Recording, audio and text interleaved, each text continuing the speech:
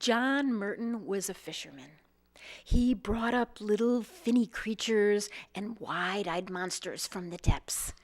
And if you asked him what he loved most about the sea, he would probably say its vast silence. And didn't he marry himself a silent wife?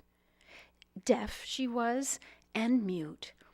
And because she grew up near the sea, her father never let her go into the sea, for fear that she wouldn't be able to call out, and her husband more or less kept that custom. Now, John Merton, because his wife was silent, and he did love her so, and she could sign all great fantasies to him, but she couldn't call his name. And so one day, when he was walking along the shore, and he was just kind of priming his own ears for going to the marketplace, singing, buy my pies, all the pies that he made from the fish that he caught, he saw something on the beach he had never seen before. Oh, he'd seen wild things along the shore. He collected baby shoes or trinkets from people's households and all kinds of stuff that came up on the shore. And didn't he one time catch such a big fish that inside was the hand of a human? And on that hand, on the middle finger, was a beautiful gold and tourmaline ring. And oh, John Merton, he loved that ring. He probably should have thrown it back in the sea, or at least given it to his beautiful wife, Mare. You know, there's a superstition that the sea will claim its own. But no, John loved telling stories about that ring and just wearing it proudly himself. But that day when he was walking along, wishing for the sound in his ears, he saw a mermaid beached along the shore like a whale that had come up on the shore, and she was gasping. Oh, there was her finny tale that he'd heard about all his life from sea lore, and there were her creamy-colored, bony shoulders. But then her hair was like seaweed all along the shore, and she wasn't what you'd call beautiful, but she was compelling. And as he got closer, she gave out a kind of a moaning sound that sounded like John Martin. Now, fishermen know that mermaids have no tongues. They can't speak. And yet that sound, as if it was his name, just pulled him closer. And he looked down into the eyes of that mermaid, and he dove deep, somehow, deep inside her and inside himself at the same time. He picked her up, wanting to be able to put her back into the sea, but she instantly wrapped her tail around his middle, and he was unhappy to unwind it. But toss her in the sea he did. And off he went to the market, and he didn't tell a soul. He sold his pies and his trinkets, and he drank up the profits that night. And when he got home to his wife, he didn't tell her either.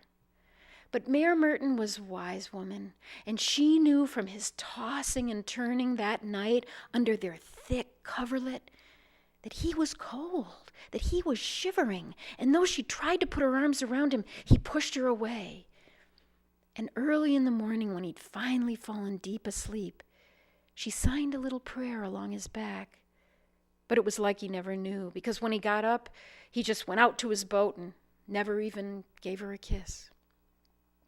Yeah, his boat was how he would calm his nerves, and so he just went out early in the morning by himself, and he wasn't a half mile out before the Sea Queen came again. She leaped right over the bow of his boat, and she had one webbed hand clasped on his and the other on the side of his boat. And when he looked at her again, some magic happened, some spell came over him, and with his free hand he tossed his cap into the sea and said, "I'll come." And he dove down into the water.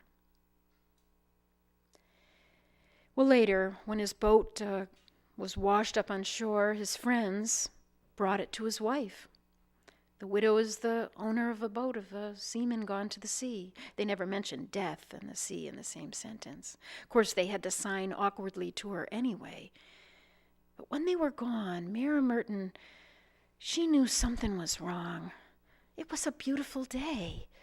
There was something that happened that night that had made her husband not come back to the shore. And so early in the morning, though she'd never been to sea, she wrestled that boat down to the shore, turned and looked at everything along the shore to try to memorize where it was she was coming back to. And awkwardly, she rowed herself out to sea, and there it was in the water, soggy but bobbing along, John Merton's cap. And she got it into the boat, and she put the oars along the side, and then she took a great rope that she'd brought and tied it to her waist, and the other end firmly, not in a sailor's knot, but more of a love knot, to the oarlock, and she leapt into the sea. And down she went, through the warm, and then the cool, and then the cold of the sea. And when her feet hit the bottom, there before her was a new world, a pathway marking where to walk, and she did, and soon came to a great coral palace. And when she walked in the openings, no doors, but just archways for the windows and openings, there was the sea queen, laying on a coral divan, beautiful now with her hair flowing in the water.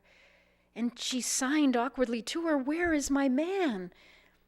And the sea queen, sensing their sisterhood of silence, smiled warmly and simply went like this, as though to say, "Choose." And all along the wall were hundreds of skeletons. One seemed to have a school of fish coming out to say, "Choose me." Another had an anemone heart beating away as if to say, "I'll love you." But all of them looked the same. How would she ever know which was John Merton? She was just about to look at the sea queen and say, "How could I choose?" When out of the corner of her eye she got a little glint. And there, the gold and tourmaline ring, that ring John Merton should have thrown back, it saved him now.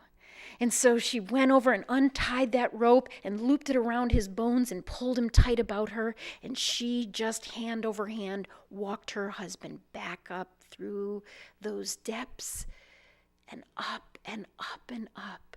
And she never looked back once, not once. But if she had, she might have seen the sea replace her man.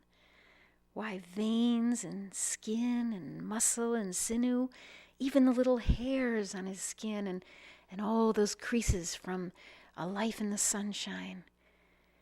And it was a live John Merton that pulled the two of them out of the water and into that boat and rowed them back to the shore. He knew that shoreline perfectly. And when he put a little warm broth up to her lips, she finally had the sense to sign to him, "What happened?" Only he shook his head, because when he opened his mouth, it was he who could not speak. The sea had taken its toll, and he had no tongue. But Mayor Merton signed on his hands and up his arms and over his shoulders and along his spine with the best tug she'd ever given him. "Ah, darling, I'll be loving you just the same. It doesn't matter that you can't speak. The heart will speak. I love you always." And she did. Jane Yolen.